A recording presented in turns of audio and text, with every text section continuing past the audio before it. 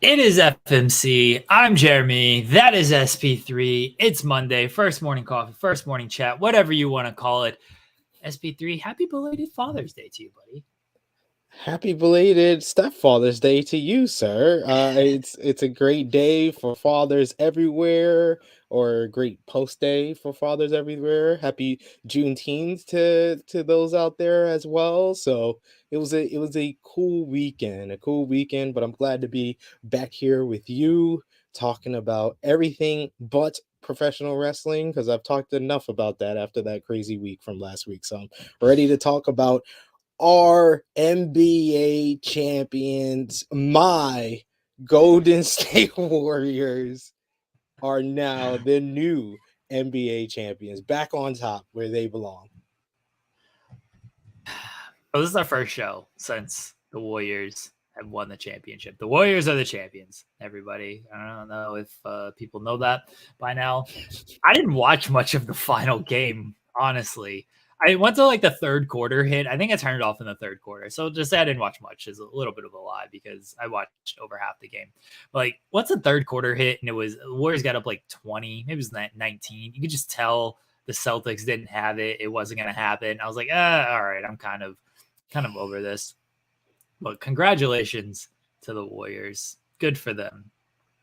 Cool. They won. What do you want me to say? My SP3. They my Golden State Warrior. You forgot the Sorry, SP3's you're Golden Golden State State Warriors. Warriors. Thank you. Sorry. Thank you.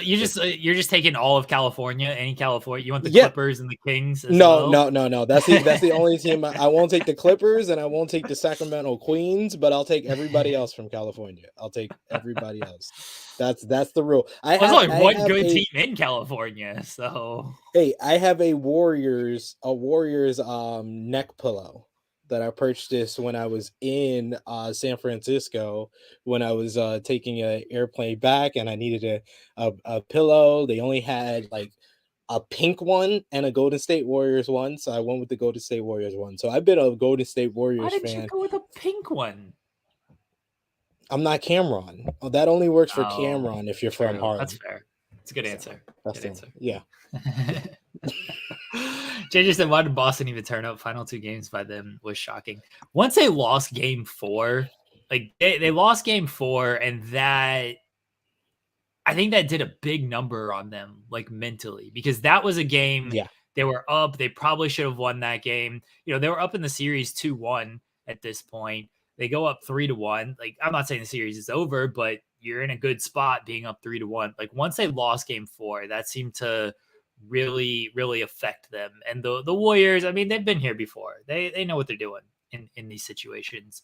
Yeah, game 6 wasn't a good performance by Boston. Katie says Marcus Smart low-key cost them the series.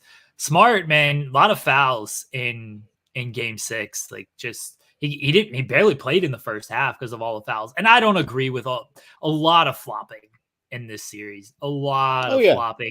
From him as well. Yeah. Oh yeah. Definitely from him. I actually I didn't mind Boston coming into the playoffs. I was like, oh, they're a nice young team. They're a good story this year, considering everybody wanted them to trade Tatum and Brown like early in the season when they got off to a bad start. It's like, oh, the way they've turned around is nice. I started to dislike Boston more and more throughout these playoffs. Like they're complaining, they're flopping and stuff. Jason Tatum complains about everything. Like every Yeah. little call that doesn't go his way, he's complaining about it. Yeah, Smart always flopping and stuff. Like I like Jaylen Brown. He's good. He didn't do too much of that. I'm not a big Warriors fan either because fuck Draymond Green. But yeah, I started to dislike the Celtics a lot throughout the playoffs. It was really the Milwaukee series that kind of turned it for me with how much they were like flopping and complaining. I was like, oh, this team's kind of bitch made. That's what me and my friends like to call me and Sam like to call teams that act like this. Like they're just kind of a bitch made team, and that's what happened. And I wasn't really a fan of Boston by the end of this. Jason Tatum had to play better. This was supposed to be like kind of a coming out for him. He played great all playoffs, and he was invisible like every single game. I don't think he played well in any single game, and that's not good coming into the finals. Great tribute to Kobe Bryant when he was without Yeah. Shaq in the finals, not showing up for it. He was still trying to win the MVP with everything. I don't understand. I'm gonna be mean to Kobe. I'm sorry. Sorry, Don't SVP. do that. Don't do that. Don't do that. Sorry, guys. I don't understand. Like, if Kobe's your favorite player, that's fine. But why is your favorite player like? I don't understand how your favorite player just isn't always Jordan. Jordan never lost in the finals. Why are you Because gonna? he's 24 years old. What is he? 24, But 25? Kobe, people talk about loser or Mamba mentality. Like, oh, Mamba mentality, gotta have it with Kobe Bryant. Yes. Kobe Bryant being your favorite player is a loser's mentality because Kobe No, lost. It's a he loser's lost. mentality He's to like only Kobe lost in over the Jordan. finals twice. He's only lost in the That's a finals twice. loser's He's not mentality. If you LeBron. like LeBron, if you want to be like LeBron, be like, oh, I love LeBron. Like, that's my favorite player. That's loser's mentality. Steph, Jordan, that's who you should model your game after. Jordan didn't lose. That's who you model your game after. The guy who never lost. Like LeVar Ball, never lost. You're outrageous. You're outrageous. It took the big three in Boston and Shaquille O'Neal and Gary Payton and Karl Malone completely is banned from all this. abandoning. We're Yes, canceling I the agree penalty with box. Kobe is a better player than no. How? In what sense? In every way possible. No one worked harder than Kobe. Michael Jordan was just gift wrapped. No one worked harder than Kobe. He was gift wrapped all those skills, the athleticism. He was gift wrapped. He was bored with it. Kobe had the breeding. Kobe wasn't bored with athleticism. No, he wasn't. It doesn't matter if his dad was a basketball player. You are born with athleticism. Like, that's not, you can't really like teach athleticism. You can do things to become more athletic, but for the most part, that's a lot of just really good genetics to be that athletic. No, Kobe was. How is Kobe? For it. Tell me one groomed. thing. Tell me one thing Kobe did better than Jordan. One thing. Work harder. He worked harder. He worked harder than Jordan. He did not. He was the first one in the gym, and he was the last one to leave. He was. You know why Jordan worked harder?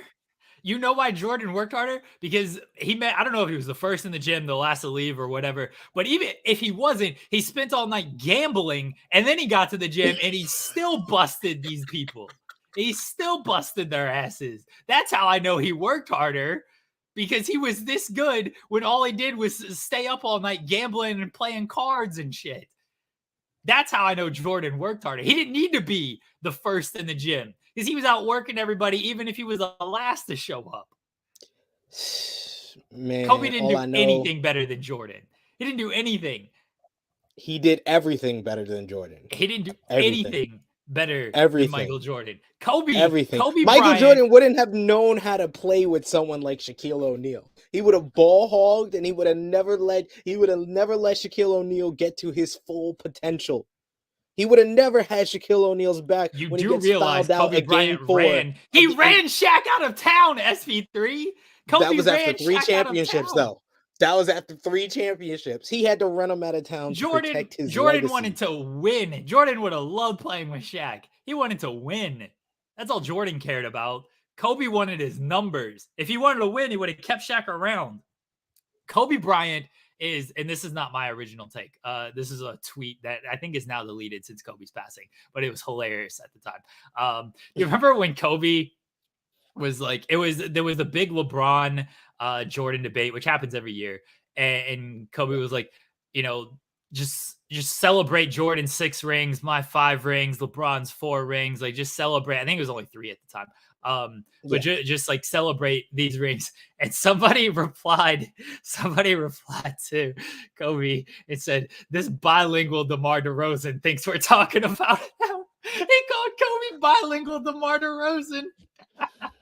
So disrespectful. So that was the funniest tweets ever. It was so disrespectful. All LeBron James is Magic Johnson with muscles. That's all he is. That's all LeBron James is. Really good though. You're gonna bury your own Laker? You're gonna bury your own Laker? Oh, I think we firmly have established that LeBron came to the Lakers to appease me.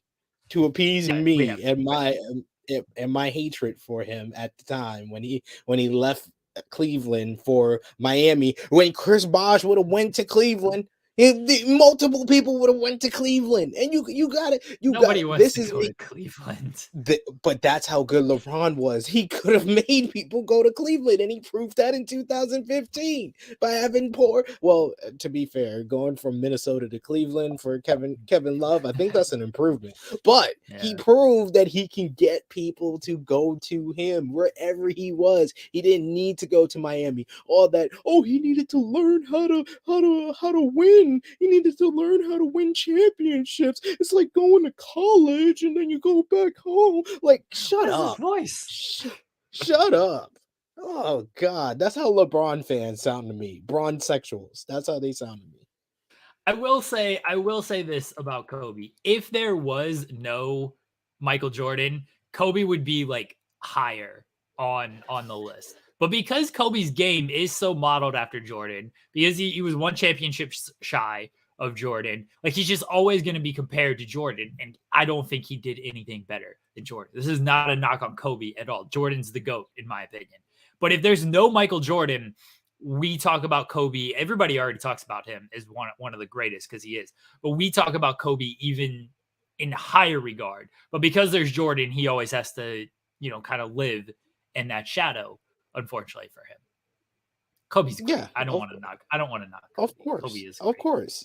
Of course. He's modeled his whole game after Michael Jordan. A lot of the moves, playing two guard. He can never be the greatest two guard of all time because Michael Jordan played that same position. So it's totally understandable. But I would say, and Magic Johnson himself would say, Kobe Bryant is the greatest Laker of all time, which the Lakers are the greatest NBA franchise of all time. So he's the greatest player on the greatest franchise in NBA history. So that doesn't make him the greatest player in the NBA history. Michael Jordan can be the greatest player in NBA history.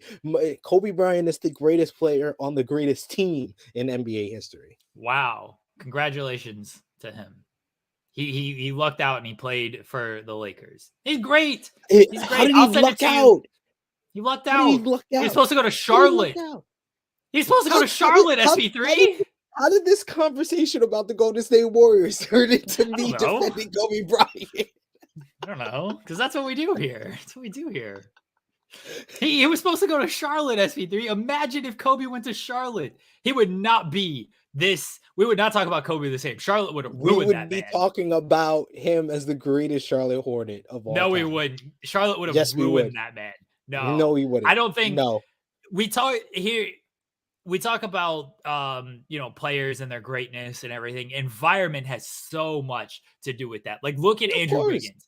Andrew Wiggins, Minnesota Wiggins, a bust, just terrible, useless player, goes to Golden State, right environment, right system, gets the most out of them.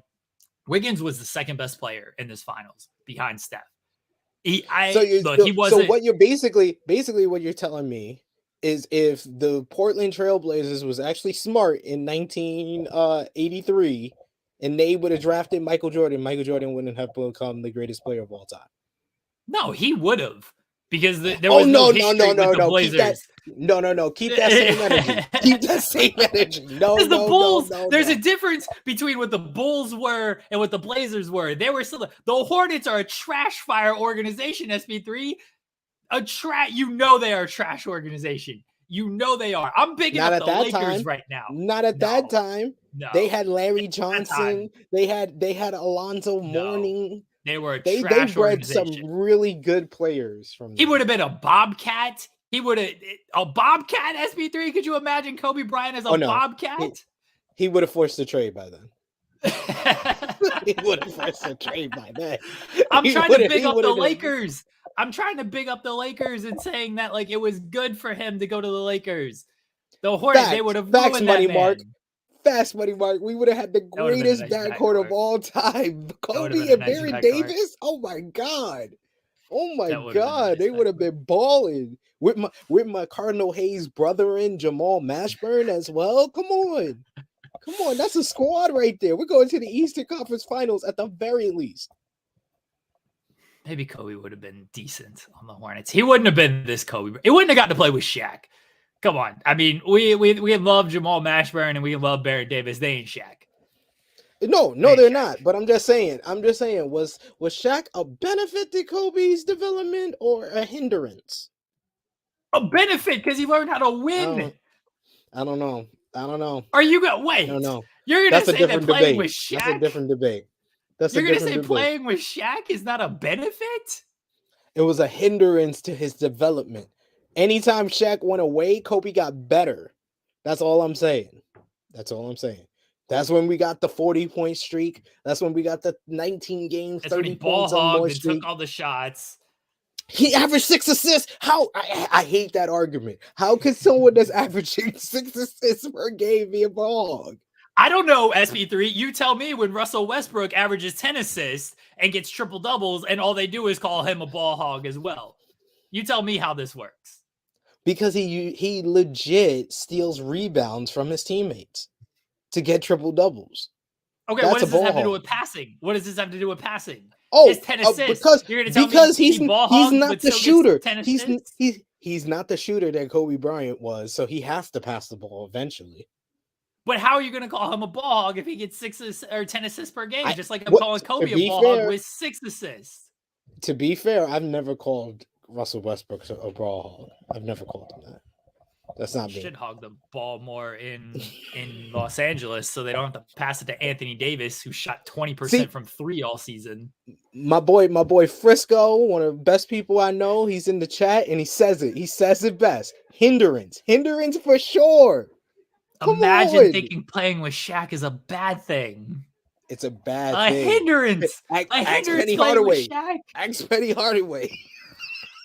They would have been fine if Penny could have stayed healthy. Yeah, Penny did great without Shaq. What did he accomplish without Shaq? I mean, that's on Penny Hardaway. We're not talking about. Now we're gonna play Penny Hardaway. What did Kobe accomplish without an elite big with like Shaq or Pau Gasol? Oh, now we're gonna call Pau Gasol an elite big. Did this man even make the 75? Did he even make the 75 greatest players of all time? That list was stupid. Damian Lillard made that list. Tell me what he's accomplished. That list is dumb as hell. I think Anthony Davis made that list too. That list is I'm just dumb. saying. Pau Gasol's a better player than Anthony Davis. I'll take Pau Gasol on my team over Anthony Davis. What? Anthony Davis is one of the most overrated players in history. He's gonna be top five in MVP voting. I'm guaranteeing. See, even Vala B, Frisco, he's everybody in the chat. I want to see everybody in the chat. Tell me Pau Gasol was elite. I'm not laughing your face. Pau Gasol was so good. He was an elite big with Kobe Bryant by his side. Pau Gasol was so good. Why are you guys hating on Pau Gasol? Dude, we traded Kwame Brown for Pau Gasol. I can't help it that Memphis makes stupid trades.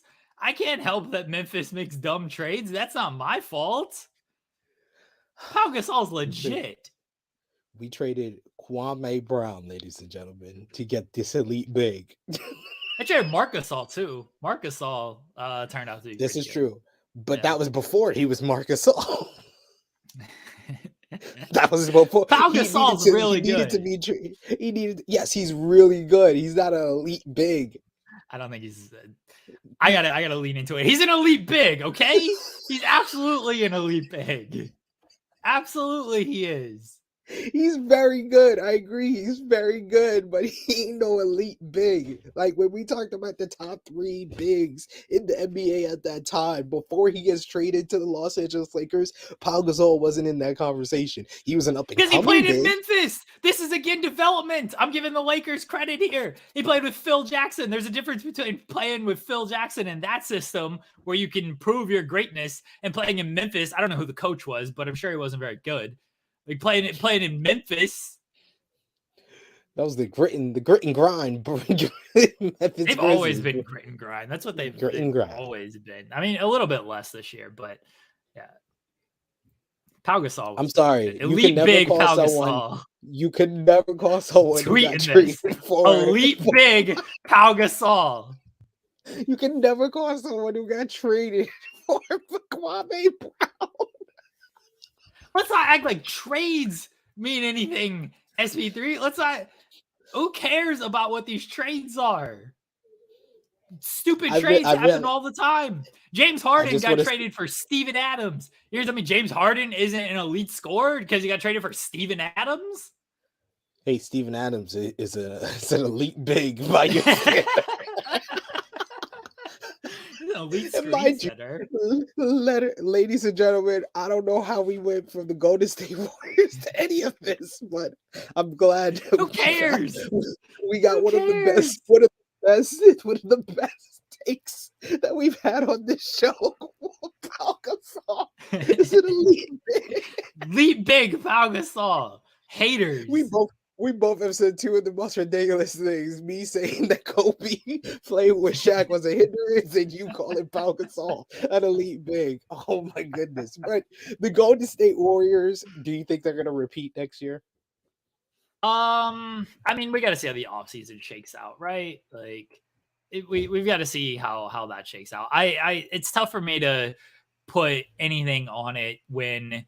Like the Lakers could trade Westbrook they could trade him for James Harden for all we know. Like, we don't know how the offseason is going to shake out. You know, the NBA has the craziest offseason. So they're the favorites.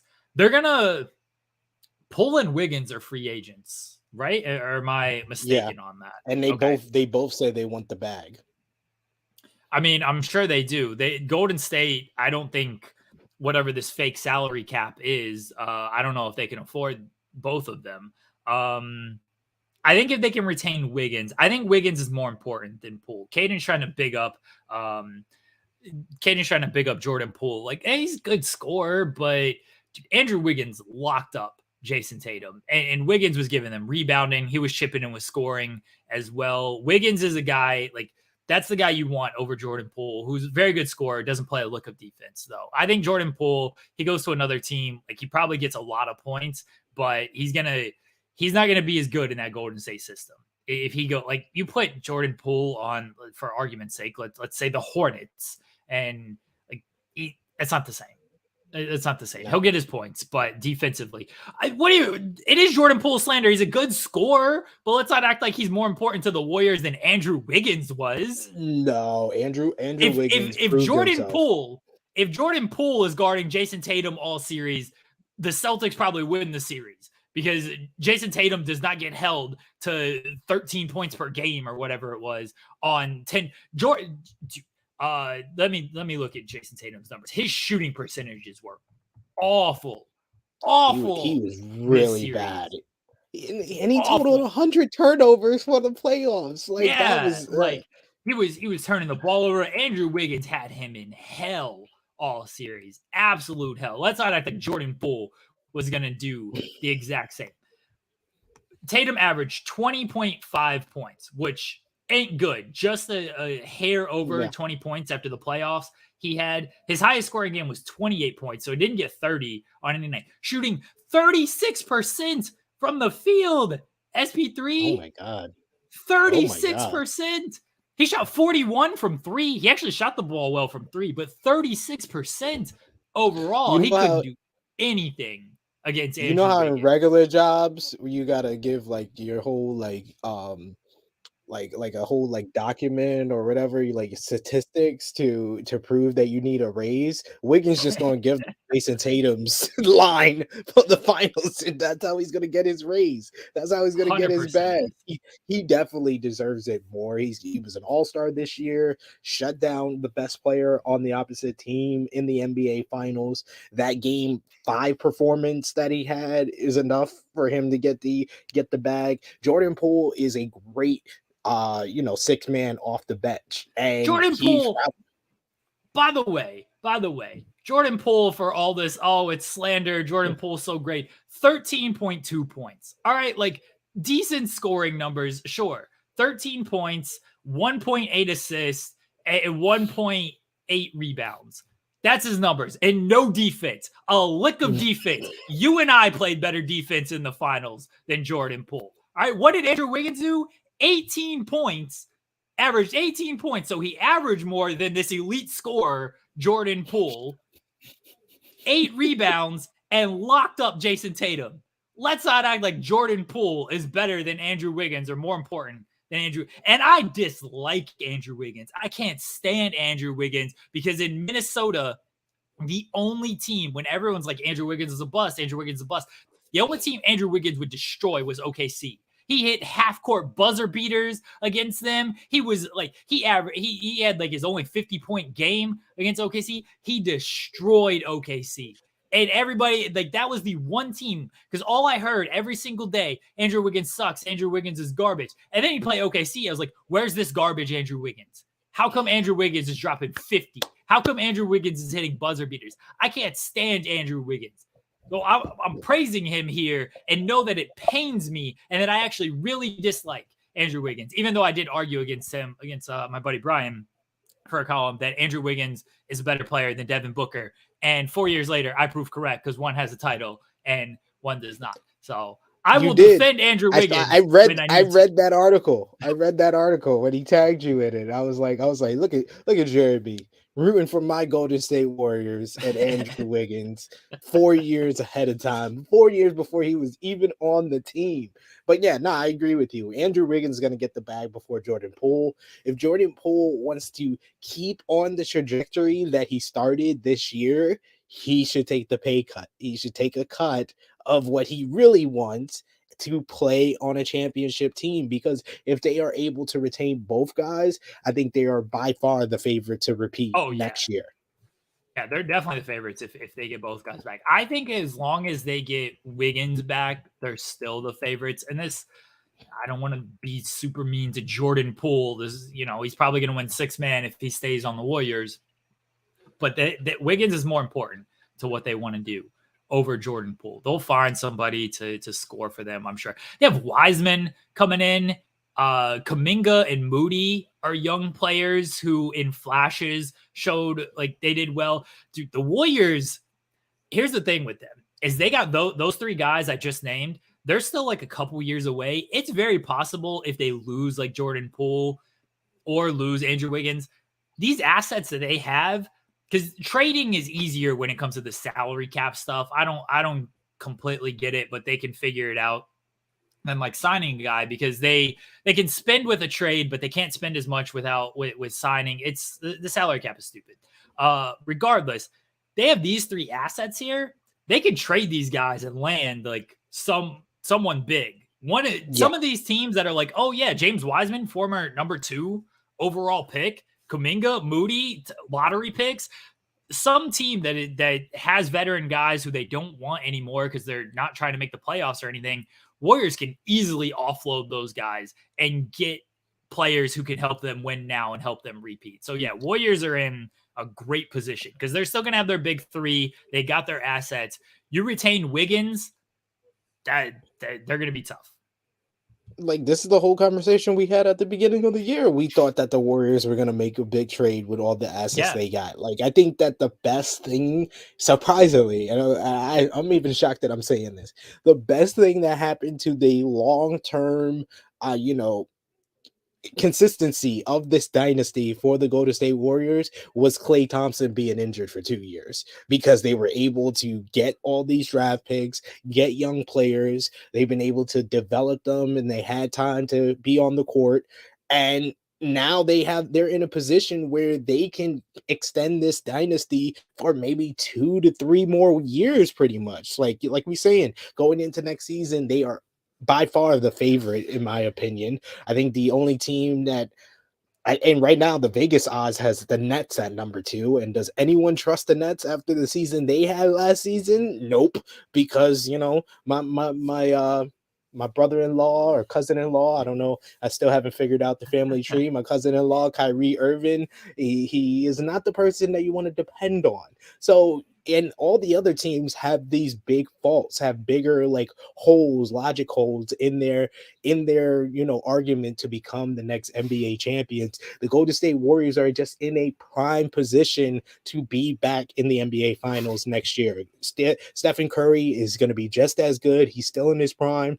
Klay Thompson is going to be better because he's going to have more than a year under his belt now, because people tend to forget he only came back in January, February this past season. So he's going to have this is going to be the first full season that he's going to be playing for them. Wiggins going to be more comfortable after the NBA finals and the playoffs that he had. If they're able to retain Jordan Poole, that's even better.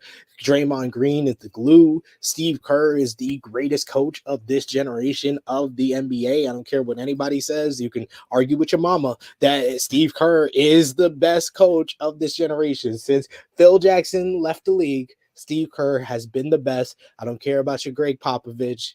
You could share that argument with somebody else. I already slandered him last week, but yes, Steve Kerr, Klay Thompson, Stephen Curry, Draymond Green, they're going to be back in the NBA Finals from what I see right now, unless something drastic happens in this offseason. And there's already these conversations, because we already got our first trade of the offseason pretty much, with Christian Wood going to the Dallas Mavericks. Do you think the Mavericks might try to make another deal? Because I've been hearing a lot of chatter over the last couple of days since the season ended about Zach LaVine, them making a play for Zach LaVine, and Zach LaVine playing with Luka Doncic. I've heard the rumors that LaVine to Dallas. I like the Christian Wood deal. I think the Mavericks, they need better pieces around Luka, like whatever that is. And Wood is better than the bigs they have now, Dwight Powell, and I apologize, I forget the other guy's name. But like he's better than the bigs that they currently have. So I like Christian Wood. He's a nice player, not like fully like needle moving for them, but like when you got Luka, you don't need like full needle moving guys. They get LaVine, that's a very big deal for them. So we'll see their defense.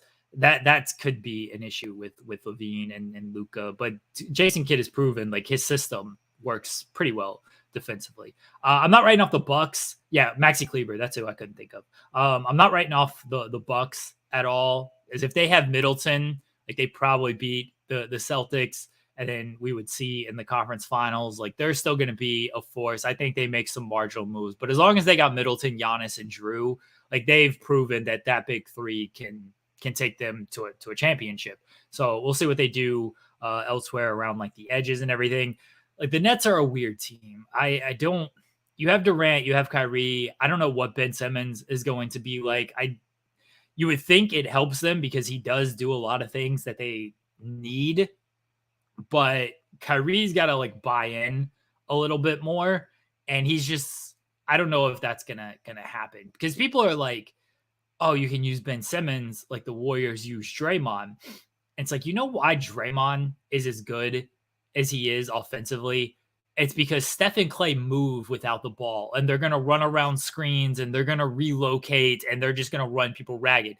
Kyrie and Durant, they ain't moving without the ball. That was the whole reason, like the Golden State fan, there was a lot of reason, but that was a big reason why the Golden State fans didn't like Durant, is because he just came in and he was just like, yeah, give me the ball. I'm Kevin Durant. Let me get my post ups. Let me get my isolations and everything. Like, I'm not running off. Hey, he'd get a couple pin downs and stuff like that, but he's like, I'm not going to run circles around the floor. Kyrie certainly ain't going around multiple screens to try to get these threes and everything. So Simmons is going to be a lot of like gravity assist more than stand still off of screen, make the right read assist. Because Kyrie, I don't think he's going to move like that. So we'll see when it comes to the Nets and Ben Simmons. I'm trying to think who else might be there. The Suns. Oh, your Phoenix Suns. Your Phoenix Suns.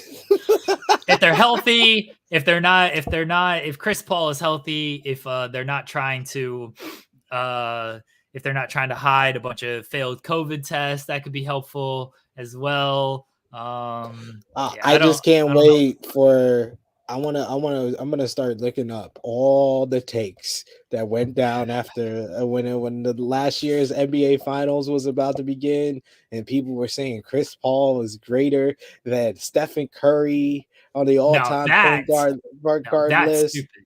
That's stupid. That was because I had this conversation with Sammer of like, Steph is the greatest point guard of this generation, and I hate the it's not even close argument, because if you have to say like it's not even close, typically like it's kind of close. but Yeah. it's really not close because He's you look he's at the I think and this is me saying this, Kendrick Perkins might be right that Stephen Curry is the best little man to ever play the game of basketball. Because when we did our sure. top 10 list, everybody's above 6'6". Like Yeah. no one's 6'3". And Stephen Curry makes the best argument to be in the top 10, and he's the shortest guy. He might be the greatest little man to ever play the game of basketball. You look at the consensus top 5 point guards of this era. It's Steph, Chris Paul, I think Harden, Westbrook, and Kyrie. Am I right in that? Like, is there anybody that I'm missing? I'm not. I think Luka is kind of like next generation. He's not there yet. Yeah. Like he's only been in the league for a few years now. These are the guys who have been in the league for 10 plus years. I think Kyrie's right at like 10. But these are the guys who have been in the league for a while now. It's like they all came in around the same time. Chris Paul a little bit before them, a lot before them actually. But the longevity speaks for itself with Chris Paul. You look at those 5 guys; those are the consensus top 5 guys. Yeah, Dame. If you want to throw Dame in there, that's fine. So the 6. If you want to say those are the consensus top 6, those outside of Kyrie, all those guys were in like the top 75 all-time list as well. Like all those guys. Yeah. None of them come close to what Steph has accomplished. Like Chris Paul is pretty much the consistent number 2 on that list. And like he doesn't have really any individual accomplishments. Chris Paul's up there because like he is the best out of those, like the best pure point guard in terms of just like running an offense, playmaking, dishing out assists, and things like that. Obviously, like a great shooter as well, even though he just doesn't shoot the ball. But like pure point guard, yeah, Chris Paul is there. Westbrook, Harden, they've got like the individual accomplishments with the insane numbers, the MVPs and things like that. Russ has been to the finals. Harden's been to the finals. They've both been to multiple Western Conference championships, things like that. Like Kyrie's got the ring, but individual accomplishments he lacked behind. The fact that he's been on like not that he's been on multiple teams, because Harden's been on multiple teams as well. So has Westbrook. And the problem with him is like they've blown up multiple teams. Like Kyrie, the way he's like flamed out on multiple teams is bad on him. Dame has like nothing. Like he's got one trip to the Western Conference Finals where they didn't do anything. He's got like no individual accomplishments. Like there's like none of these guys, none of these 5 guys come close to what Steph has. Not even combined. Yeah, I was about to say you can add up like their accomplishments, and it's not even close to what's that. They don't have the rings. None of them have a ring. I mean, Kyrie has a ring, and Kyrie was big in that finals. Let's not overstate that. Yeah, it was. He had the game winner. Yeah, exactly. Like he was a big part of that finals team. But like, yeah, combined, they don't have the rings. They've got the MVPs between Russ and Harden, but they don't have like a finals MVP. They don't have finals trips. Like Harden and Russ have one finals trip together. Again, Kyrie has 2 finals trips. I guess technically 3. He was injured for the one. Didn't play. And Paul has the finals trip, but they're not close to what Steph has done. And it's kind of nuts, like how good this guy has been and is like for his generation. He's the best point guard of this generation. I put him in the top 10. I took out Bill Russell and his fake ass 11 rings. Disrespectful. But I you know what? I am going to put Steph in the top 5. I mean, in the top 10 because I'm removing Wilt Chamberlain. I'm removing Wilt Chamberlain because Wilt Chamberlain, if you're in a generation, and despite Wilt Chamberlain getting all these accomplishments, the 100-point game, the averaging 50 a game, we said it once, we said it before, and you said it for Bill Russell. He played a whole bunch of construction workers, school teachers, and mechanics. And then in his same generation, he's won. Oh shit! I'm sorry to cut you off, SP3. I'm sorry to cut you off, but we got a shams bomb here. Boy. Not a trade, but Kyrie Irving Nets are at an impasse in conversations about his future in Brooklyn clearing the way for the 7-time All-Star to consider the open market. Lakers and Knicks expected to emerge among potential suitors. A shams bomb. Kyrie's going to blow up this entire offseason. This is why I can't, like, if Kyrie goes to the Lakers and they trade Russ for something else, I don't know if that makes them better. It makes them different.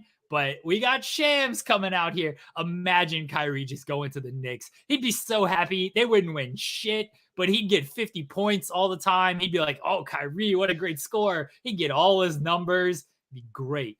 So I'm sorry to cut off your Wilt slander, but shams bomb right there. Bring Kyrie to the Lakers. You don't Kyrie's want that. Only done you don't best. Want that. Kyrie's only done best when playing with LeBron. So that's going to kill your Anthony Davis. That's going to kill your Anthony Davis. That's going to kill it. That's going to kill Anthony Davis. That's the only player, Kyrie Irving. Kyrie Irving is going to average 8 assists a game with Anthony Davis as a top 5 MVP candidate. No, he's not. Kyrie ain't passing the ball 8 times a game. Kyrie ain't passing it 8 times a game, much less averaging 8 assists per game. Oh my God. Money Mark. To get back to this, Money Mark says the real conversation is not Russell or Chamberlain. It's about Kobe. So my buddy Sammer, he takes Kobe out of the top 10 to put Steph in there. Sammer just messaged me and said Kyrie might leave. That's ridiculous. That's ridiculous.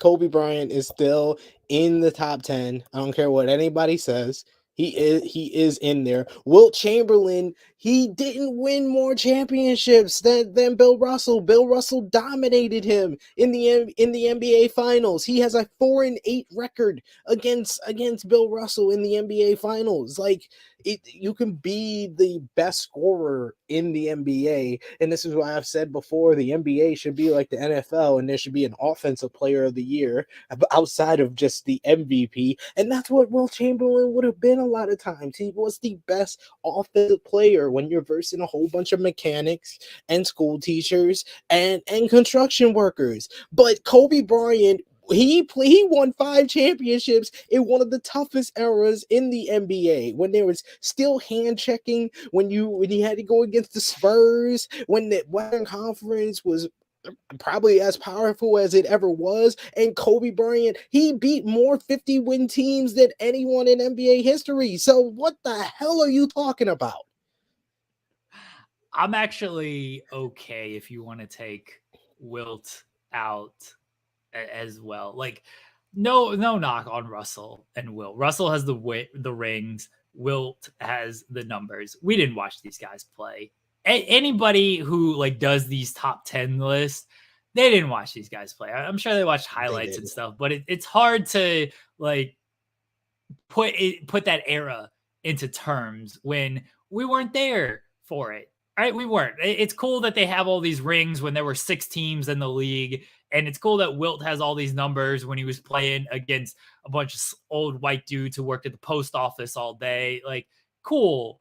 To me, that doesn't mean a whole lot. It's no disrespect to these guys, even though I'm being very disrespectful. If you put Shaq in that era, Shaq would have had the numbers and the rings to go along with that stuff. Okay? Like, let's just be honest about it. So I'm fine with removing either of those guys. And I know a lot of the it's so funny to me when people are like, you can't remove Russell and Wilt, like they're legends of the game. I'm not disrespecting them by taking them out of the top 10. I'm saying the game done changed and we got to have different criteria, and you didn't watch these guys play anyway. The only reason anybody has Russell and Wilt in their top 10 is because you were told to put them in your top 10 by the people who came before you, and you looked at their numbers. 100-point game, average 50. And you look at their rings, 11 rings. You can't take them out.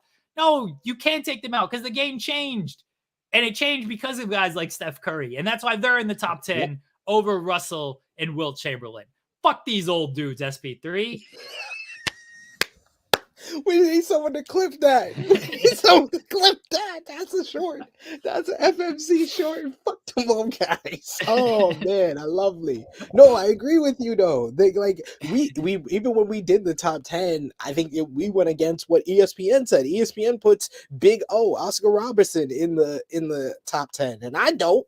I'm sorry. I think Russell Westbrook averaging a triple-double in this NBA is more impressive than Oscar Robertson doing it in the 1960s, 1970s. Like, I just think that the level of competition is just like college football. College football top 10, everybody talks about it. The level of your competition dictates where you are in that top 10. And I think it's the same in the NBA. When you talk about all-time great players, it's the level of competition. That's why we bring up that Wilt Chamberlain and Bill Russell went against a bunch of guys who didn't even play NBA full time. They were mailmen, they were school teachers, they were mechanics, they were construction workers half the time. It was only Bill Russell and Wilt Chamberlain that were probably NBA players all the time because they were the ones that were most known. Bob Cousy, John Havlicek, those guys. Yeah, those are great players. They belong in the top 75. But top 10 all time? No. My top 10, I'm going to try my best to keep this in order, in my order, how I see it. Michael Jordan. Okay. I did. Michael Jordan. I thought you were going somebody else besides Jordan at number one. I was about to remove you from the show. Michael Jordan, Kareem Abdul-Jabbar, Kobe Bryant, Magic Johnson, LeBron James, Larry Bird, Tim Duncan, Bill Russell, Stephen Curry, Shaquille O'Neal. That's my order. I'm not putting Steph over Shaq. I'll put Steph over Shaq. I mean, well, there's a good argument for it, but Shaq to me, like that's just the most dominating player of all time. He probably should have won more, but he didn't for a variety of reasons. But that dude was he was a different animal, man. Different animal. All right, real hot takes on the Warriors and their big three. I think this is, and you guys got to hear me out on this. I think explain Kobe over Duncan. Yeah, I agree with you, Money Mark. Duncan he beat him more. Kobe beat Duncan over Kobe. Kobe beat Duncan more times than Duncan beat Kobe in the playoffs. That's my argument. And Duncan and the Spurs could never win back-to-back championships. Like they were immune to it. Like if it was an even number year outside of 2014, these dudes wouldn't even get close to the NBA Finals. Like, come on, they can't win back-to-back championships. I value the three-peat from 2000 to 2002 and the back-to-back championships in 2009 and 2010 over any of Duncan's championships. Duncan over Kobe. Is that it? Nope. See, Dan Foster, Caden, you guys are right. You guys got it. Caden's been wrong. Caden said Jordan Poole over Andrew Wiggins. This should not be your baseline. Hey! You can have one bad take. You can have one. You're allowed one bad take. My one bad take is looking like AD as a top 5 MVP candidate. That's not gonna age well at all when Kyrie. It didn't age well when you said it. I immediately called that out. It didn't age well when you said it, and now it's already spoiled milk. That shit is already that was dated to expire 2 seconds after you said it, and it's 3 weeks past expiration. All right, my hot take on the Warriors: worst big three to ever. Worst title team big three. Hear me out, SP3. Hear me out. Okay. Here's why. I don't care about the championships. I don't care about the accolades. You do a 3-on-3 tournament, right? 3-on-3 tournament against any other big three that has like the accolades that they have. They don't win. Tell me which big three they're beating. They would beat Boston big three of 2008. Garnett, Rondo, Ray Allen, and Pierce. They would beat them. And all I need is Draymond to guard Pierce. Kate. And who's guarding Garnett? Who's guarding Garnett? Man, I'll put Clay on Garnett. He clamp up Garnett would Garnett. destroy Clay. He would clamp up Garnett. Garnett would destroy Clay. Garnett, people get it twisted. Garnett was not the player he was in 2004. I mean, in 2008 that he was in 2004. It was like 10 years between his MVP season and going to the Boston Celtics. Garnett would destroy Clay. Here's why I think they're the worst. I don't even consider, real quickly, I don't even consider the Boston Big Three in the conversation because they won one title. Okay, they won one title. Let's not act like they're like the Spurs Big Three or the Bulls Big Three or the Lakers. They would beat the Spurs Big Three. They would beat the Spurs Big Three. Tim Duncan would put work on Draymond. No, he wouldn't. Tim Duncan wouldn't. Work no, he Draymond. Wouldn't. Yes, he would. This Tim Duncan slander has got to stop. And you're telling me Steph Curry wouldn't put Tony Parker in a blender? He would put Tony Parker in a blender. He probably would, God. But Tony Parker would, that pick and roll, they would not stop that pick and roll. That Tony Parker, Tim Duncan pick and roll. Here's my argument of why the Warriors are the worst Big Three. It's because they are so reliant on, and this is not a bad thing, mind you. I'm not trying to say this like this is a bad thing. They're reliant on other guys setting screens and Steph moving off the ball and everything. In a 3-on-3 game, a lot of that is out the window. You got Clay setting a screen, and that's about it. But you can't relocate and move around as much in just a 3-on-3 game. Draymond, what's Draymond going to do offensively? They ain't worried about him offensively 3-on-3. They ain't worried about him at all. You don't need to. You got the Splash Brothers. But they could easily counter them in a 3-on-3 game because you ain't worried about that third guy offensively. They're beating the Spurs. They're not beating the Spurs. Yes, Tim Duncan are. They're beating the Draymond. But it's basically a non-factor because Steph is gonna put Tony Parker in a blender, and then Manu and Clay they would even each other out as well. It's a one possession game. And I count more on the Splash Brothers to hit the big shot to win that Big Three battle. You don't need a big shot. They're not scoring that much. Steph ain't getting to the rim because Duncan's just going to patrol the paint. Duncan's just at the rim the whole time. They got to hit all of their threes. I mean, they might do it. They are very good. But they got to hit all of their threes. Yeah, the Spurs need one miss. The Spurs need one miss. That's it. Because they're scoring every single time down off the pick and roll. They ain't stopping. No, they're not. Yes, they are. Yes, they will. You are slandering the defense of the Warriors. That's ridiculous. Yeah, the three of them because Steph Curry ain't defending. He can defend Tony Parker. Tim Duncan's going to set one screen, wipe out Curry, and then it's a pick and roll. And it's over. Will you stop? And it's over. That pause that you did answered my question. And it's over. You know that Steph Curry can guard and put Pepe Le Pew in the freaking blender. He will put him in the freaking Money blender. Mark says it. You better move on. You better move on to the next big. Who's the other big threes that the Warriors? They better than the Spurs big three. Will you stop? They're getting destroyed by the Lakers big three. The Showtime Lakers. You can give me the Showtime Lakers, or you can give me Shaq, Kobe, and Fisher. I don't care. Of course they are. Yeah, I agree with that one. The Bulls. They're getting destroyed by the Bulls. Okay, the Bulls. Yeah, of course. They're getting destroyed by the Heatles. The Heatles are beating them. Okay, you literally are naming like the top 4 big threes of all time. They're in the top 10. They're in the top 10 big threes of all time. Of course they're in the top 10. That's not the argument. My argument is that they're the worst of this bunch. They could beat the Boston big three, the original Boston big three of Mikal, Parrish, and Bird. Yeah. Absolutely not. Absolutely not. The size that team has, who's guarding that size? I'm putting Clay on Bird, and Clay gonna clamp him up. Healthy Clay gonna clamp up. They don't need to shoot. Who's Steph guarding? Steph getting posted up every single possession, and that's it. But they can't guard him on the outside. One miss. This is the thing. One miss. SP3.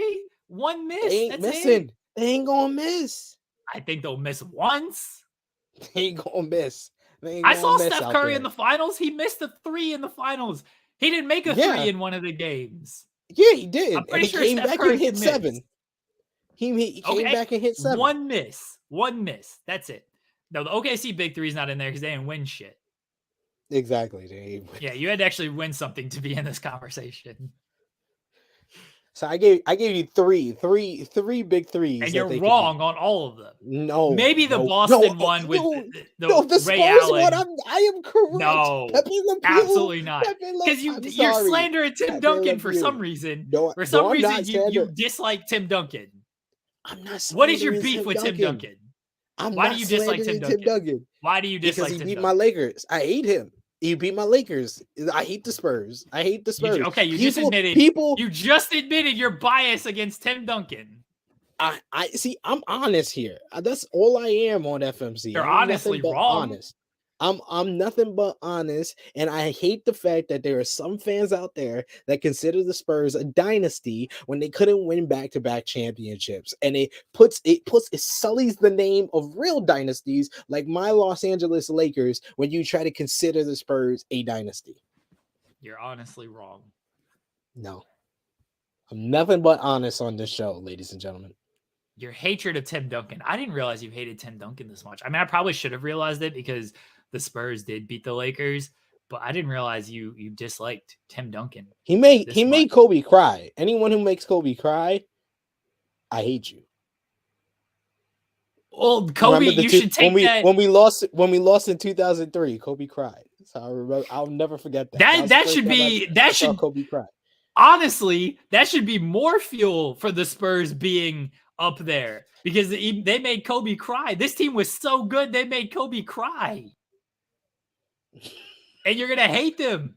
They were so good, they made Kobe cry. SP3, and you're gonna hate them. No one has given me. When did you become such a Warriors fan? I understand because they beat the Celtics. No one has given me an argument how Pepe Le Pew is gonna guard or score on Steph Curry. My argument is Steph Curry is gonna miss. That's my argument. Steph Curry is gonna miss 1-3. Yes.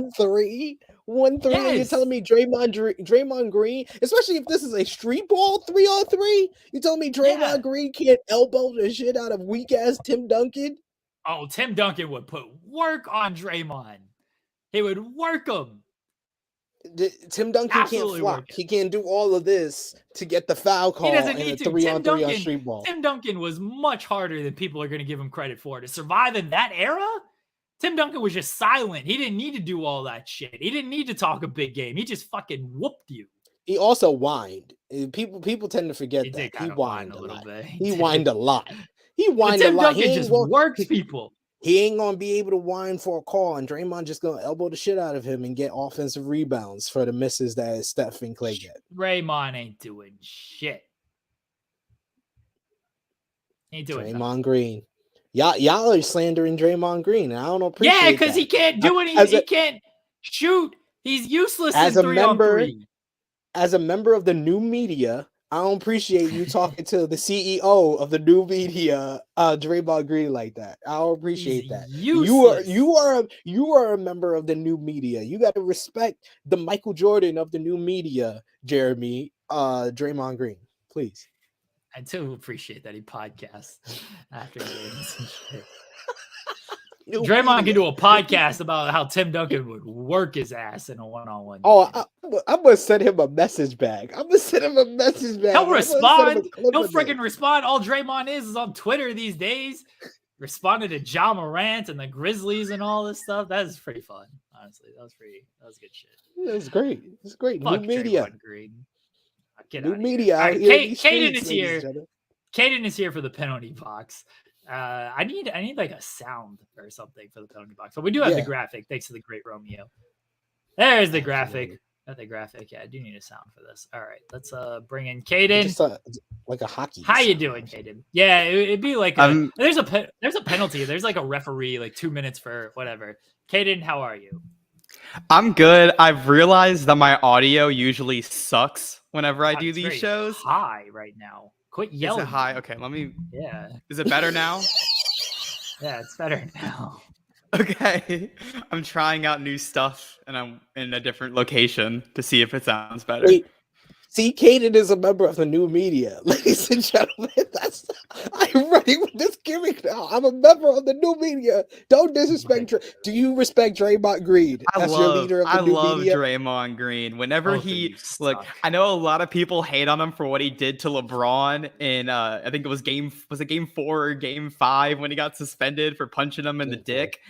That was one of my favorite moments in NBA history. I love him for that. Yeah, because LeBron came back and whooped his ass.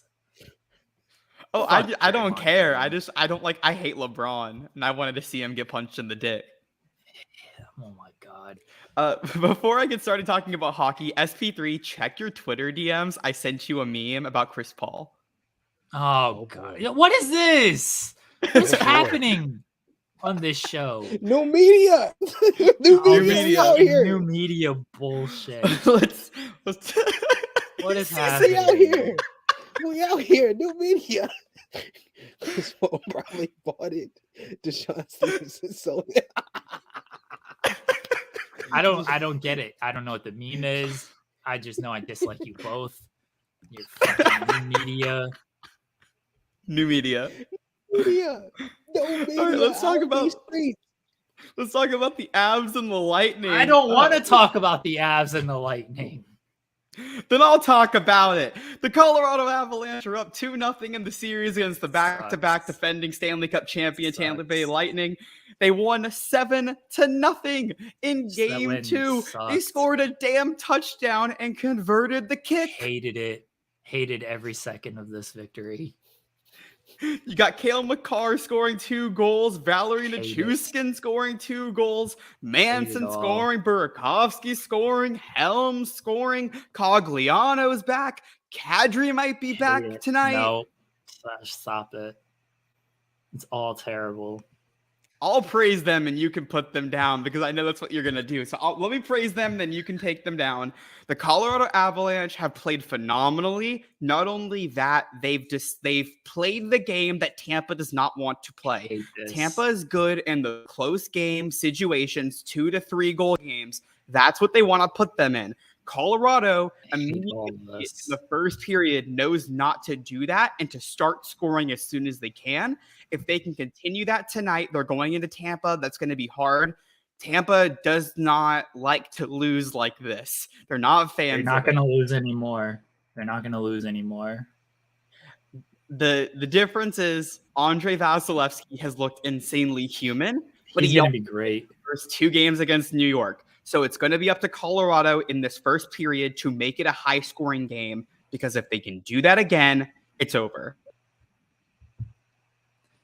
He's gonna be fine. Vasilevsky's gonna not lock it down. Shut out tonight for Tampa. He probably gives up like 1 goal the rest of the series in the last 4 games here. Tampa in 6 because game 6 is the same night as Forbidden Door. So I'm definitely gonna have to work when this is gonna. Oh my god! All right, so we have a run-in from the famous friend Sammer. He's gonna tell you how nobody can see him. He's hidden here. This is his phone. Sammer, you just look at this garbage.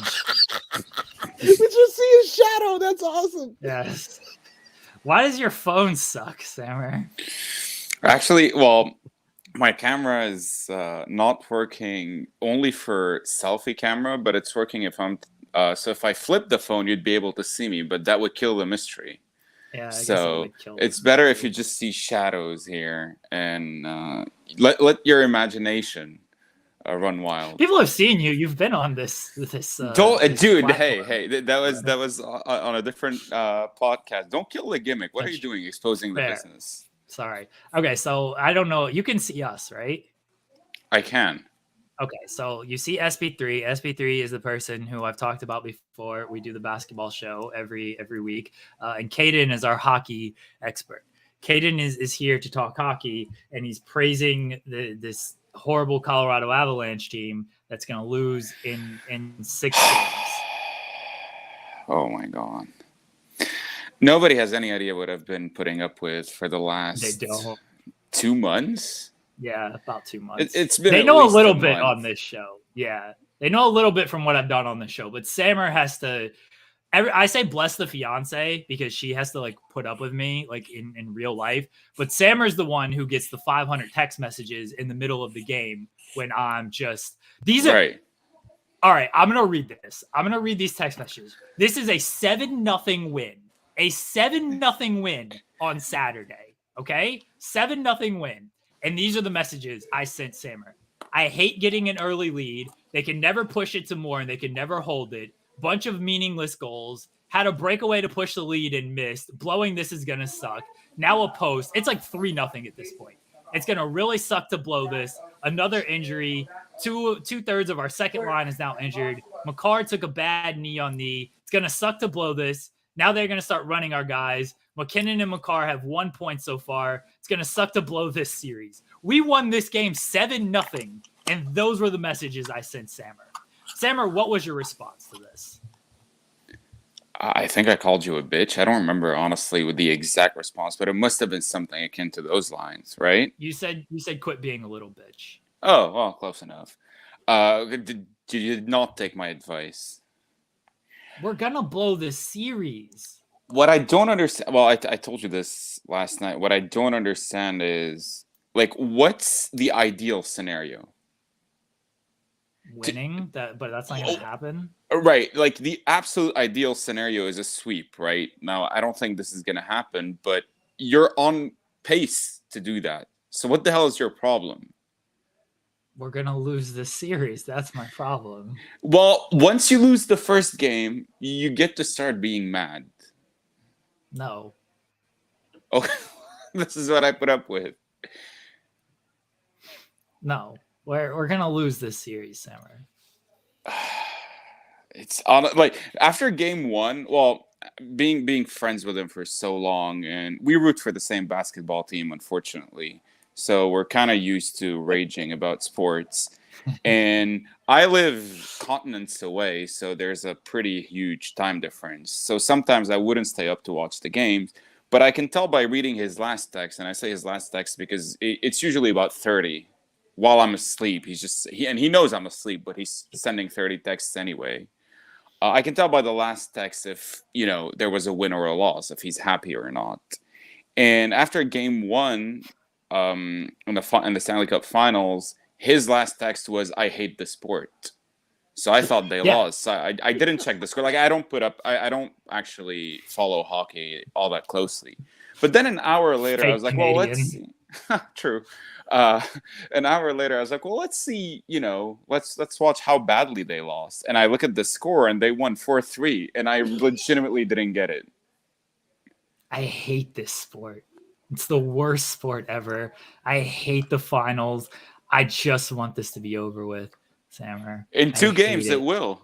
Just you wait. In 4 games, it'll be over with. No, it's terrible. Come on, Jeremy, you haven't have you lost since I put the SP3 sprinkle on the Avs? I don't think this is the annoying part.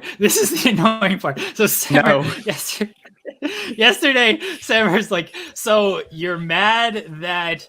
He's like, you're annoyed and complaining that your team is playing well. You have nothing to criticize, and they are winning. You are insane. Yes, this is why I'm mad about everything, because they've lost 2 games, all playoffs. 2 games. They are 14-2, all playoffs. Okay, 14-2, and they've only played 1 bad game this entire time. One of those losses, they were up 3-0. They should have won after a McKinnon highlight reel goal. They just blew it, and then they lost in overtime. They've only played 1 bad game all playoffs. They look amazing. They look tremendous. They look like they should easily win this series, and that's why I'm annoyed. Because everyone thinks, 7-0, they win, it's over. Tampa, what can they do? They can do a lot. They're going to make a shit ton of adjustments. Vasilevsky's going to lock it down. Tampa's going to lock it down. We're going to lose this series in 6, and I'm going to be even more insufferable than I am right now. I'm going to be so mad because they've given me this hope. They've given me so much hope by playing this well. They've given me so I can almost feel it, and they're gonna let me down, and I'm gonna cry so much. I'm gonna cry on the stream. Nobody's gonna be able to talk to me for days. I'm gonna go just silent. I'm not gonna talk to anybody. I'm gonna just crawl up in a hole. Fightful's gonna have to shut down because Jeremy is just not doing any work, and nobody else is gonna do any work. Fightful overbooked is gonna be canceled. I'm just going to go in the deepest, darkest depression ever when we lose this series because they've given me some hope. Guys, I can't take it. He kicked himself out. He kicked himself out, ladies and gentlemen. That's how epic that rant was. Wow. He had to kick himself out. He gave up. He gave up. Live on air, ladies and gentlemen. This is FMC for you. This is FMC when Jeremy's team is up 2-0. He said it. He said it last week. He said he would be in panic mode if they were up 2-0. God bless you, Sam. I can't do it. I can't. Oh wait, he's still. You're still going? I can't. No, I stopped when I kicked myself off there. I just can't do it. I can't. I just want this to be over. I really, really do. I want it to be over. It'll be over soon. Sammer, SP3 is slandering Tim Duncan. Please tell him he's an idiot. Oh my God. I thought your promo was the worst part of this. What? Depending. What's the slander exactly? SP3. You're telling me I'm the worst one. You called Pau Gasol an elite big. Elite big Pau Gasol. That's right. Elite big Pau Gasol. Elite big Pau Gasol. With Kobe Bryant. Before he got with Kobe Bryant, he was an elite big. Apparently. Don't change the topic. Don't change the topic. We've heard on this, why are you slandering Tim Duncan? I'm not slandering Tim Duncan. You are. All I said is that Tim Duncan is behind Kobe Bryant in my top 10 all time. That's all. That's slander. No, it's not. No, it's not. I am a Spurs fan, and I'll admit Kobe is better than Spurs Tim fan. Duncan. You're a fake Spurs fan, Caden. Fake. What have you gotten me into? I don't know. I just brought you on here to Pau call me a little Hold on. bitch. Pau Gasol was an elite big for his. Thank you. Like in an all-time context, like not in an all-time context, surely, but in his era, like you can call him an elite big. It's not like there were before he got with Kobe. Before he got with Kobe, you're kidding me. Elite big Pau Gasol. I don't know about before. I don't know about before he got with Kobe. I don't know about that. Exactly.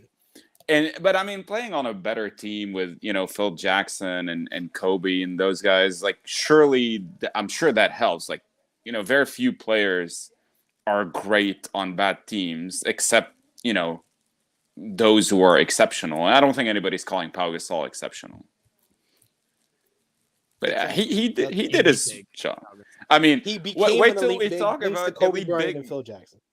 No, the only elite big on that team was Andrew Bynum. For half a season, yup, absolutely, I agree. Then he went bowling. For the half a season he was on the team, he was always elite. Yes. Then he went bowling. All right, Sammer, thank you for always putting up with me. I'll talk to you later because I'm in panic, depressed mode all day. This stupid game is less than 12 hours away. I just want it to be over with. Bye, Sammer. I'm as nervous as you are. Bye, guys. That was my buddy Sammer, who I'm sure will be back at some point. Caden, do you have anything else to say? No more hockey talk. Hockey's the worst sport in the world. Has anybody watched Miss Marvel or The Boys? No. I do want to watch The Boys. I've watched season 1. The next episode coming out this Friday is called Herogasm. It's based on the comic book Herogasm, and it has been banned in 4 countries. Sweet. Look forward to it. Well, I'm going to catch up on The Boys at some point. I'm sure, maybe, hopefully, at some point. Caden is doing shorts for Fightful Overbook. So if you see the little short clips on Overbook, that is all the work of Caden. He's got myself, SV3, and Cher Googling dick trophies. And then he had saw that one. One of my hockey rants. I feel like I've provided a couple today as well. He's gonna do it for more than FMC, so it'll be throughout all the shows on Overbook, doing some clips and stuff. So we appreciate Caden putting in work on that. Caden, do you want to plug anything? Thank you, Caden. No, I haven't posted on my podcast channel in like 2 months. Well, Caden will be back next week to talk about the Tampa Bay Lightning winning the Stanley Cup, which they're going to do on Sunday. So we'll talk about that, and I'll be. We might not do a show next week if that happens. It needs to end by Game 5. I'm gonna be at the theater for Forbidden Door. I don't want to have my phone up watching the game too. It's Lightning in 6. This is what's gonna happen, Caden. Just prepare for it.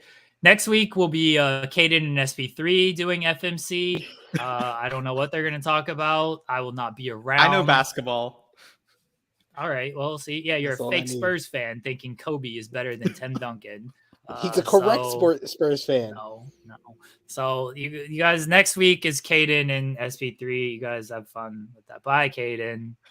The New Media Podcast. Bye. New Media. Oh, Jesus. New Get Media. All right.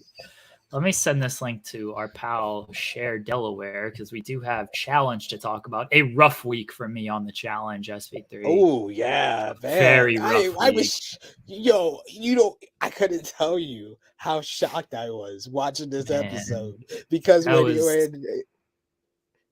was like, man, I thought I was about to be down one guy. I was like, we were talking about me with the 4 guys that I had, and I thought it was over. I was like, Jordan picked Mark. I was like, oh man, I don't know if Mark could do this, even though it did. The first part of the challenge of the elimination did suit him very well because he has 2 hands. But it was like when it gets to that puzzle, I don't know. Yeah, it sucked for Jordan because they're pulling the rope, and of course with one hand, it's kind of difficult. He's got to like wrap the rope around his half hand and pull. Like it was tough for him. So he got behind on the puzzle. I'm with you. Like once it got to the puzzle, it's like, all right, this is where Jordan can hopefully put it together quickly and win this. But no, he lost the mark. So I lost Jordan, my top pick. And then I don't know that I really had Ronnie because I forgot she was on the show until she got called out here. And then she lost to Janae. And so I've lost Ronnie. I've got like Derek and Kayla left. And it ain't great. It ain't great, SV3. It's not looking good. Not looking good for me right now. No. Let me share not. this. I'm going to share the draft board here so everyone can see how SP3 is really kicking the shit out of myself and share with his. So I've lost Jordan. That was my top pick. Gonzo. And I've also lost Ronnie. So yeah, I'm down to Derek and Kayla. SP3 has Brad, Kellyanne, Mark, Naya, Nehemiah, and Wes. And Cher has Janae and Veronica. So Cher's done when it comes to the men's side. That you can take that in many ways. I think she's done with men and the challenge and just in life. And I've got one on each. And like, I don't feel terrible about them, but the odds are not against either of us. Or the odds are against both of us. Like they're not with either of us. And SP3 is sitting pretty right now. Sitting pretty. Oh man, you're gonna get the nice dick necklace that you gotta wear anytime we talk about the challenge. Exactly. I'm gonna get my dick necklace on. It was a good week for Cher though, with the women that she had left. One of her women won the challenge, and then the other one of her women won the elimination. So she had a good week. And I would say that, like I told her last week, Janae is looking like the best of the women. I think Kayla is the only one that you have that can give her competition. It doesn't look too great from my Naya pick based on the clips for next week. I know you don't watch the clips. No, don't watch it. Don't spoil it. Don't spoil it. Yeah. It just didn't look. It didn't. The only thing I will say is that it didn't look good for Naya without Jordan, which it was always going to be that case. Yeah, she kind of that was always somebody. Yeah, she always needs somebody to kind of have her back, whether it was, Leroy on the regular seasons and free agents and Battle of the X's, and then Jordan here on All-Star. She kind of always needs someone to kind of have her back and be her ride or die for her to kind of do well. So it was always a risk whenever she lost that person. So not looking too good. West is looking panicky, but I'm interested. It's going to be very interesting these last couple of episodes, especially on the men's side, because really it's like, Brad, Nehemiah, and West, they kind of have a strong connection with each other. One of them have to win. Or I think they're going into an elimination against one of each other. And I know if it's West against any of them, he's going to be super pissed. Super pissed. I think you're gonna win this, and your prize is a dick necklace. A Shock says a dick necklace. I thought that was called SP3's Laker merch.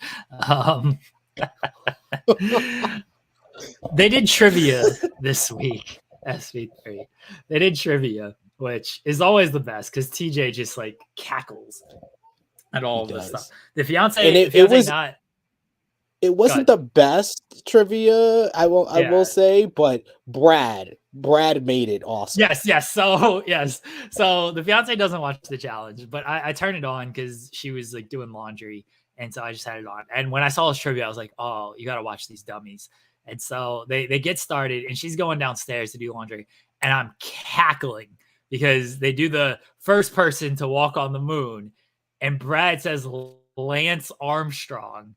And I'm dying at this answer. And so she runs back upstairs. She's like, what happened? I was like, you got to just like listen to this. And so she says it. And I can't remember who she said. Oh, she thought she was going to say like Lance Bass or something. But he says Lance Armstrong. And she just starts cackling as well. These idiots. What? Oh, here's Cher. Here's Cher Delaware. Hello, Cher. We were talking about Brad believing Lance Armstrong is the first person to walk on the moon. That wasn't even the best one. The best one is when they asked him the Beatles, and then he's in the Oh yeah, she was like... the fiance was offended that he did not know the Beatles. He just started saying names. She was very offended, and I'm like, I only know 3 of them. George. Fuck is George? I know John, Paul, and Ringo. You don't know George Harrison? No, I don't know what a George Harrison is. You're old as hell. How do you not know who George Harrison is? I didn't listen to the Beatles. I can name you like 2 Beatles songs. Yellow Submarine, Hey Jude, Let It Be. People. I was gonna say Let It Be and Hey Jude. I think those are the only two. Let It Be. There you go. I don't know the Beatles. I don't listen to the Beatles. I only know it because other people talk about the Beatles. Same. Yeah. Same. Yes, but he missed the Beatles one, and she was very offended by this. And then she was offended at me that I only know 3 of the 4. So there's not a good showing for the trivia people on this. Not good. Lucy in the Sky, sure. I'm sure you can like name Beatles songs and I'll recognize them. Like, oh yeah, sure they do that song, but I don't know that these are like Beatles songs. Cher's frozen. The best. Yeah, I think so. She's flexing on us.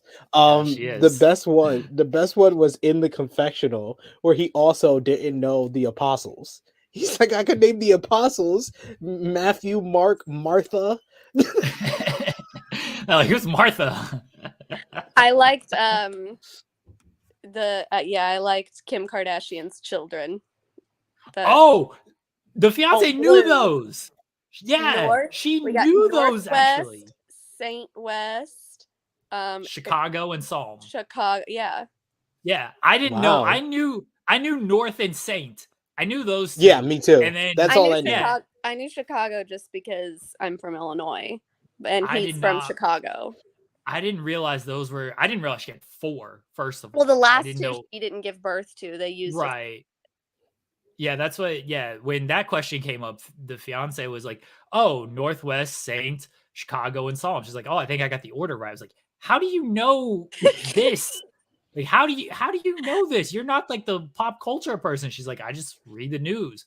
She was like upset that she knew it, and I was upset that she knew it over me because I'm supposed to like kind of know this stuff. But I like Derek's tweet after he tweeted at Kim Kardashian and told her he would never not know her children's names again. I didn't realize he said Blue Ivy. He said Blue Ivy. Blue He didn't Ivy. even get one right. I mean, whatever. Blue Ivy's more famous than Kanye's That's kids, true. so- She has won a Grammy. Yeah, exactly. What's Kanye's kids done?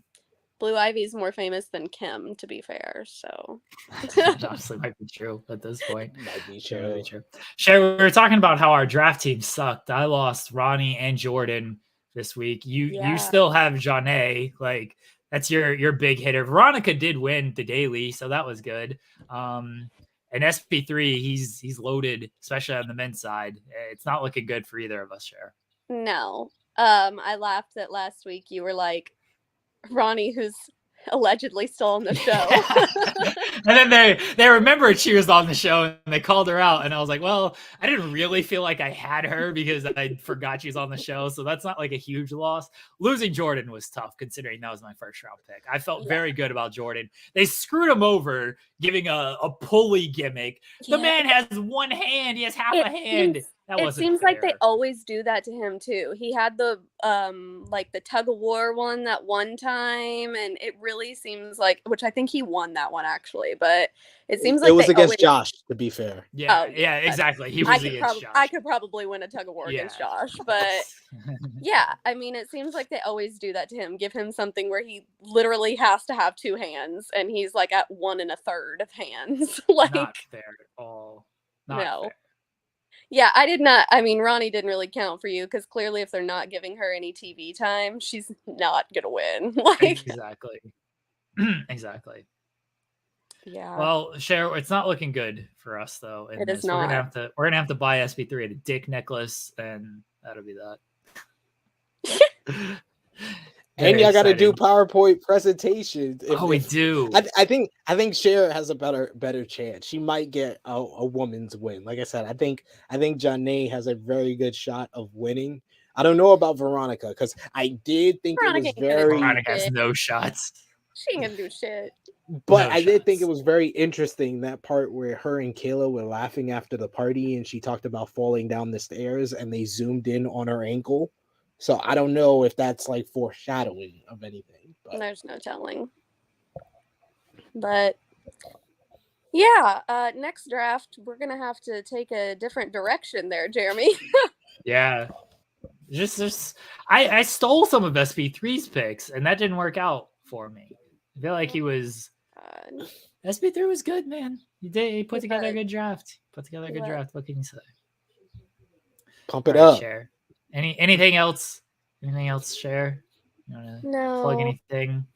Cher was on Day After Dynamite with Will Washington last week. I was. And after we went off air, we were doing John Cena raps line for line. So God, now that's we have why from memory. wasn't that So, on there? It's much better than talking about AEW. yeah. So now we have decided that we need Sean to hit a goal for Patreon. And if he hits it, we'll do Cena raps. Yeah, no, this is not fair because I've said this before that I would do John Cena raps if they hit a certain goal. So now I'm getting stepped on here. You guys don't front. You guys are fronting. We were doing the one when he got drafted to Raw and he was cutting it on Jericho's show to Christian and Tomko. Mhm. That was, yeah. The one I remember the best is the Kurt Angle one. Oh, that one's good. Yeah, where Brian Hebner does the beatbox and everything. That's the one that I remember. I remember the Rhino one, the one on Rhino. That's my favorite. Oh, okay. Yeah. I like the ones where he would like be in a random cemetery. Those Oh, I used to have that DVD, the Word Life DVD, and Yeah. that had all of those where he was feuding with the Undertaker. Those were Yeah, great. see, that's what we were talking about. I said, Cena's coming back next week or whatever. Yeah, that my kids have asked me every day how many days until Cena comes back since they announced that. And Week. I'm like, well, I want him to come back as Thugonomics Cena, like he did at that random Mania that year. Like, I want 45-year-old Thugonomics John Cena. That's all I want in my life. With the comb over. With the comb over because he's going bald. So he's got the hair come. Oh, yeah, absolutely. That's all that I want. I mean, We've he talked still about wears wrestling. No more wrestling, even though it's John Cena. What are we doing talking about wrestling on this show? Knock it off. We're talking about Peacemaker. We're talking about rapping. True. It's John Cena. It is John Cena. So like, there's a little bit of a pass there. It's fine. It's fine. Okay. I'm just doing laundry. I have today off. Oh, that's good. Enjoy your day off, Share Delaware. I'm not sure why very white me got Juneteenth off, but I did. So enjoy your day off. Have fun. Do something productive with your life. Thank you for joining us. We'll see you next week. Yeah, laundry is very productive. I mean, I know, especially with kids and everything, like laundry just doesn't stop. It does not. Everything is just laundry in this house. So I got to get these shitheads up in a few minutes to take them to basketball camp. So they're sleeping. Oh man, I wish these kids would sleep. They're up at like 6:30. I was like, can you just go to just stay sleeping, please? Like, no, I gotta watch Minecraft videos and play Minecraft. Like, all right, just don't wake me. And then they wake me. Yeah, can't stand it. These kids sleep. They're gonna learn the value of sleep. Welcome to parenthood. I know. They're gonna learn the value. They're gonna learn the value of sleep when they're older. You're like, oh man, I should have slept more. Like, yeah, you should have. That's Camden now. I mean, he's almost 8, and he's like, I will sleep 17 hours straight and still be tired. And I'm like, yeah, remember when you were a baby and you were up every fucking hour for 4 years? Like, these kids, yours are younger. The older ones, even, they're still getting up these absurd times. Knock it off. Knock it off. All right. Knock it off. All right. Thank you, Cher. We'll talk to you next week. Oh, Cher will be on the show next week with SP3 and Caden. I will not be here next week. So Caden will be filling in for me. Was unaware. Okay. I'm not going to be here. Fightful's shutting down next week. The Avs are going to win, and he's upset about it. Yeah. No, they're not going to win. Bye, Cher. Bye. All right. SP3, we are doing a draft watch along on Thursday. You're good for that, right? We're good? Yep. Okay. All right. So Thursday, there will be a draft watch along with SP3 and myself. We're just going to watch the lottery. Anything past the lottery, who really cares? So we'll watch the lottery, though. Big time with the draft. OKC's got the 2 pick, got the 12 pick. A lot of talks. They might trade the 12 pick, trade up. So we'll see what happens there. This Kyrie news could see a lot of activity when it comes to the draft. So should be a fun Thursday evening. So you guys can come hang out with us, and you can do that, or I guess watch Impact if you want to do that. Don't do that. Come hang out with us. No, 2 screens. Most people got 2 screens. True. Yeah. But coming out with us, we're going to talk about the draft. We're going to do a draft watch along. Should be really fun. Look forward to it. Should be. We're going to have a great time watching the NBA draft as I see Jeremy getting nervous about who the OKC Thunder is going to draft. I'm really not. I think they're going to take Holmgren, and I'm fine. You don't think Orlando's taking Holmgren? No, I think all the signs point to Orlando taking Jabari Smith and then Holmgren being there for OKC. And I like Holmgren. I think that as far as like a fit, like they need a defender, they need a rim protector because they just gave up way too many shots at the rim. So he will be there doing that. I think he's the most low maintenance guy. I feel like Jabari and Paolo, like they need the ball a little bit more. And when you have Shea and Giddey, like you don't want to like fully take the ball out of their hands. Holmgren can be like a stretch guy. He's not going to post anybody. Like you're not running your offense through him like in the post or anything. He can maybe like do high post, dribble handoff. He's a good passer and playmaking and things like that. But you're not like going to fully run your offense through him in that way with getting shots. Like he can just kind of be like a catch and shoot guy. But you're not going to like utilize him like say like a Joel Embiid type big to where he needs the ball in his hands the entire time. And I think Banchero and Jabari Smith, like I think they need the ball in their hands a little bit more. So he's a little bit more low maintenance, which is good. You know, the knock on him is going to be his frame. He's very thin. He's about as thin as I am. And people just think he's going to get dominated. Like with OKC, they've proven that they have a good track record when it comes to this stuff. Poku's already put on some good size in 2 seasons. Like Kevin Durant, that was the knock on him. He's too skinny and he's just going to get dominated. And like he turned into a pretty good player, I think. The difference is Durant, small forward, Holmgren being a center. The centers are a little bit bigger than the small forwards and everything. But I think he'll be okay. I don't know if he's going to be like great within the first season or anything, but once he puts on that size and everything, he'll be good. He has the highest ceiling out of anybody because look, that's an elite center with the skills he has. Like, there you go. Elite big, Chet Holmgren. With the skills, elite big, Chet Holmgren. With the skills he has, like, he could be an elite player, but he could also just completely flame out because he just gets physically overwhelmed and he can't stay on the floor. So I think he has the highest ceiling out of the top three. He also has the lowest floor. Like that, it's a little bit of a concern. I think Paolo or Jabari are the safer picks. If Chet goes first, I would want Jabari. I think he's better than Paolo. But I think they get Chet Holmgren, and we'll see where it goes. But I think they get Holmgren. The 12 pick is the interesting one because they could easily trade up. Sharp is the guy that there's been a lot of talk about. I think they're gonna have to trade up to like at least 6 to get him.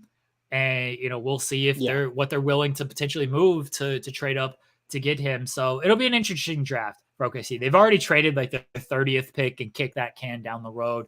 So they got things to play with here. I could see the Warriors making moves. We talked about them having Wiseman and Kuminga and Moody. Like, I could see them making some moves. The Lakers don't have a first round pick, but if the Kyrie stuff is real, maybe that happens at the draft. The draft is always interesting. It'll be fun. We did trade for Westbrook last draft, so yeah. And I'm not hopeful. Not hopeful, ladies and gentlemen. Oh man. So SP3 and I will be on the channel. SP3 and I'll be on the channel this Thursday at 8:00. The Stanley Cup final will be at 2-2. I will try to take my mind off of it by watching the NBA draft. What about the Knicks? What about it's probably gonna be over by then. What do you want me to we'll say? We'll have a pre-celebration during the NBA draft for Jeremy. It's not going to be over. Pre-celebration. I got to do the spotlight on Thursday, and I'm doing the draft show. I got 2 shows to do on Thursday, and the series is going to be at 2-2, and I'm just going to be more miserable than I was today because we're up 2-0 and I'm this miserable. We're up 2-0 and I'm miserable. Are we both going to be on this channel tomorrow? Yes. As far as I know, I got to message Will Washington. He's the holdout right now because I don't think he realizes he ignores my DMs. SV3. Like, does he ignore you? He's a busy man. Sometimes he did answer me last week. That's why I'll be a program reminder on the main Fightful channel. I'll be back on there. I know people been wanting that. Nah, they haven't. But the people that have been wanting that, I'll be on there covering for Will as he travels to Chicago for Forbidden Door, and I'll be on Grap City 12 p.m. Eastern time on Saturday with Righteous Reg and Phil Lindsay, 2 of the great people in wrestling media. So can't wait for that. That's going to be a good time. You get 4 hours of SP3 because at 10:05 over on True Hill Heat, I'm doing the True Hill Heat regular flagship podcast and then going into Grab City. So it's going to be 4 hours of SP3 on YouTube. SP3, always a busy man. Bless you, SP3.